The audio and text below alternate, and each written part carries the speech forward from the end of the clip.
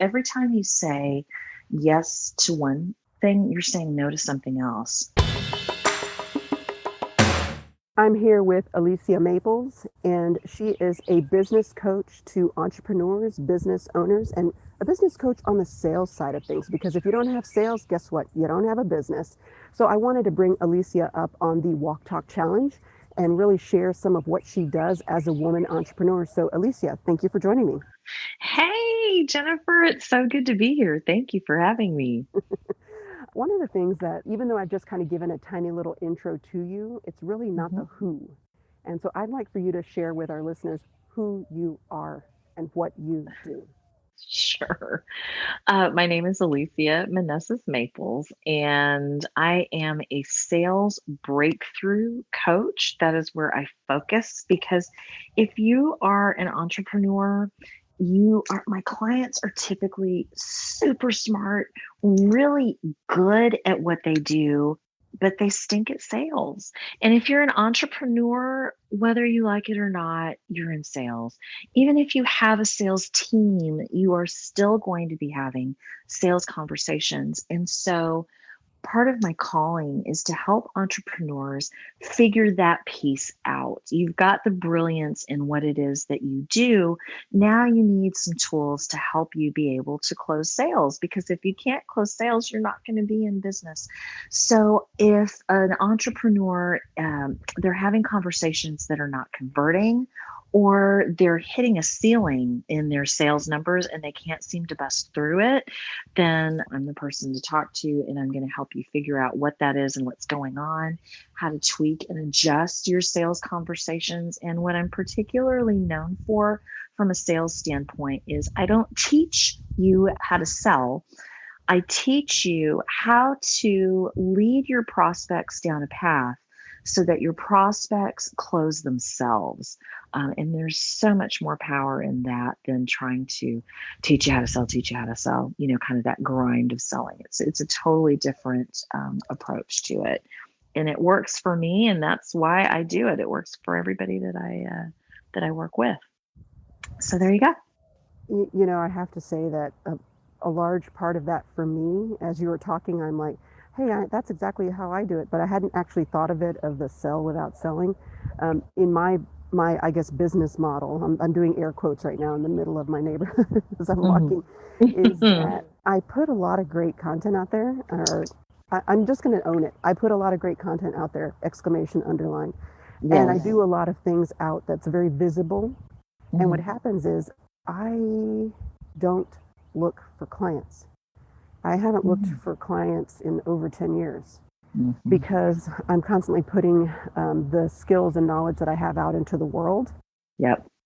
It's not a question of can I do the work? It's not a question of that at all. It's really a question of people approaching me and going, hey, I know you know these things and you've done these things. I have this project, I have this thing. Do you have time? Are you interested in doing this for us, with us? And so it's a totally different dynamic and it's a totally different conversation to have it that way Yes. because then it's not, there is no selling. It's really just you go straight to the negotiation point. And Mhm. even then, it's not really a negotiation, it's a foregone conclusion that as long as you like each other and you like the project and I have time and what in my budget fits within their budget parameters, then it's just a matter of signing on the dotted line and getting started. I'm probably not the average bear, though, when it comes to stuff like that. Or maybe I am. I don't know. Well, I mean, what you're saying is super powerful because, and this is where your branding and your marketing and your content strategy and all of those things come into play because you are positioning yourself so that you're attracting the types of clients that are going to be a good fit for you. And that's a huge part of it. Those things set you up for and I'll do the air quotes too, for the sales conversation. I mean, ultimately, you're going to have a conversation with the prospect. And the thing that I teach is through this system and through this process, one of two things is going to happen. Number one, you're going to learn really quickly whether or not this prospect is a good fit for you. And that's important because not every prospect is. And a huge mistake many entrepreneurs make is feeling like they have to take on anybody and everybody that comes to them. And that's just not the case. From an entrepreneur, business owner perspective, there are some clients that it doesn't matter how much they pay you, they are absolutely 100% not worth it. So, having a good filtration system in your conversation is super important. And so, either number one, you're going to find out that this client isn't a good fit for you. Or number two, they are a good fit for you. And then you're going to lead them down a path where they realize that you are the best fit for them. And that's when they start closing themselves. So it's a beautiful thing. Mm. I've been selling since I was 9 years old. I was super confident in my sales abilities. And then I got connected to some mentors who started really unraveling the way that I sold and told me that I needed to sell in different ways. And they were showing me these big 6-figure checks and all these other things. And guess what, Jennifer? That's when I stopped being successful at selling. And Yeah. when I started my business, I actually got to a point where I was very fearful of selling. I had no confidence anymore because I had been a spectacular failure at sales. I hired somebody to sell for me, and that didn't work. And I realized if I'm ever going to be successful in my business, this is something I have to master. I have to figure this thing out.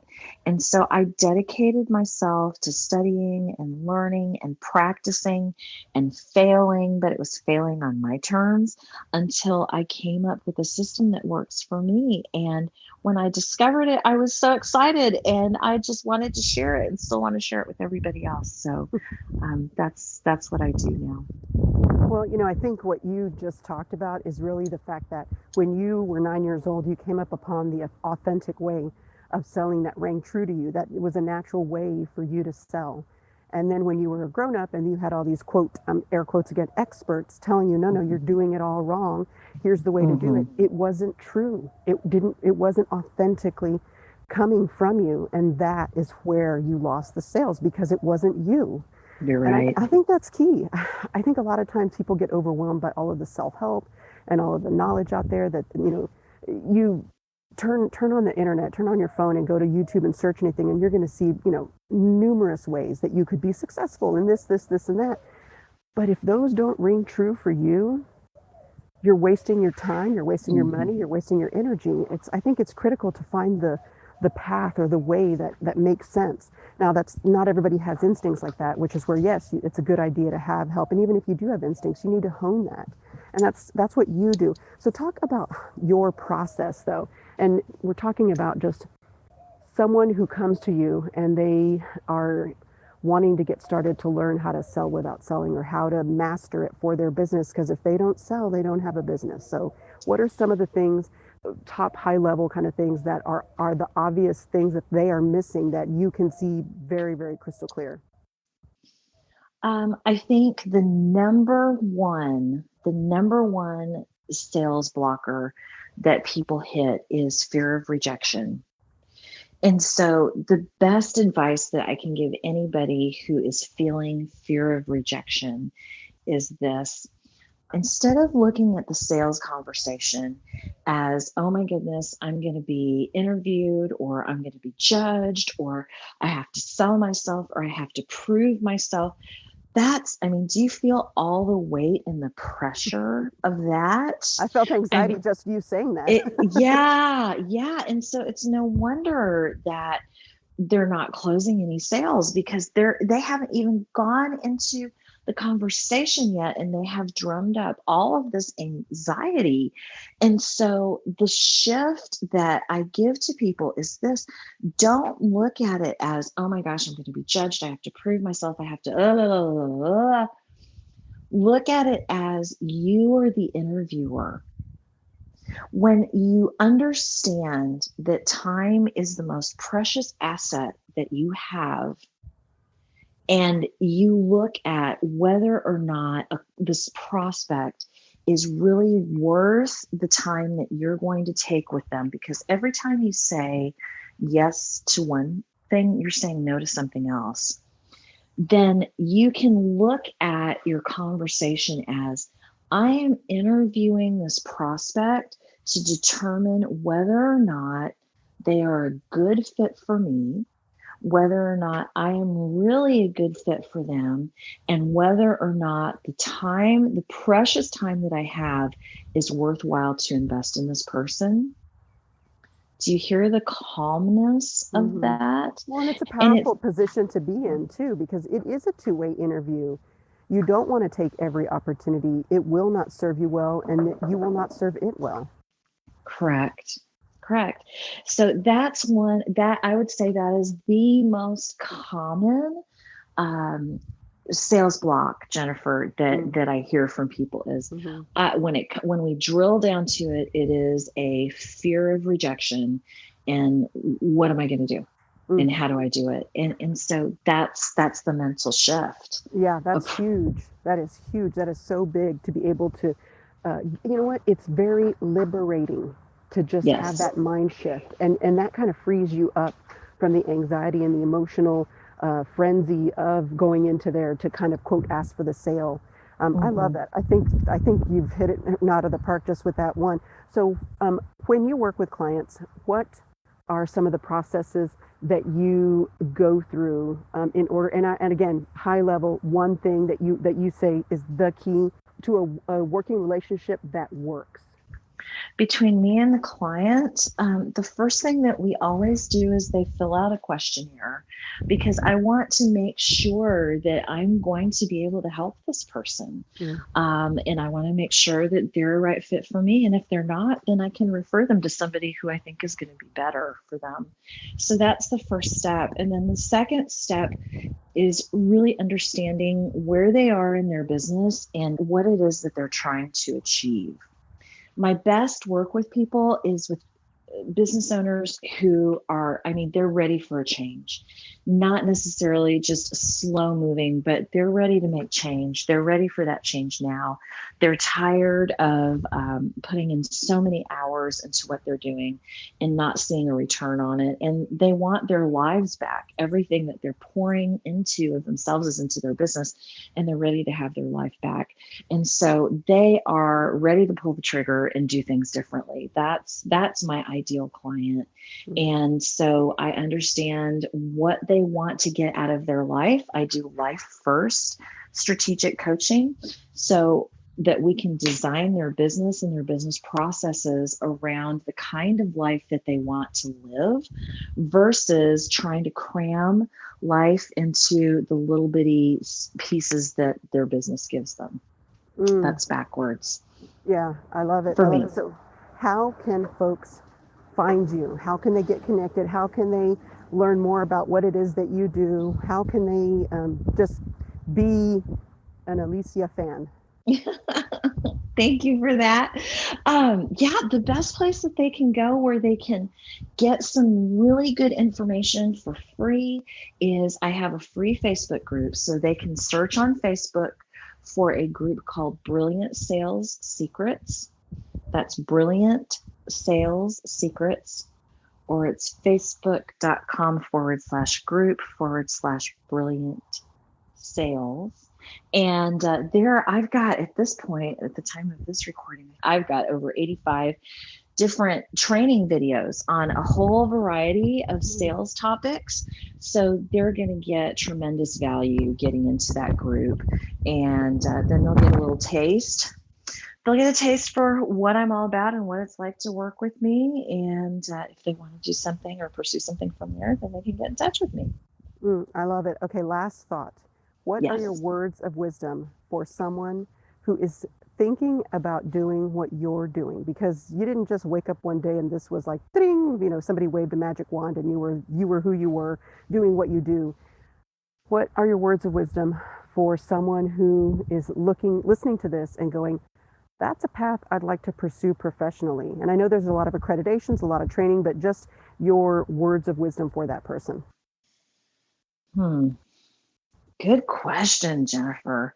I'm going to get really practical with my answer, and I'm going to say, before you launch, like, if I'm assuming this is a person who is in maybe the corporate world or already has a different kind of a job, I would say get 6 months of expenses worth of bills in your bank.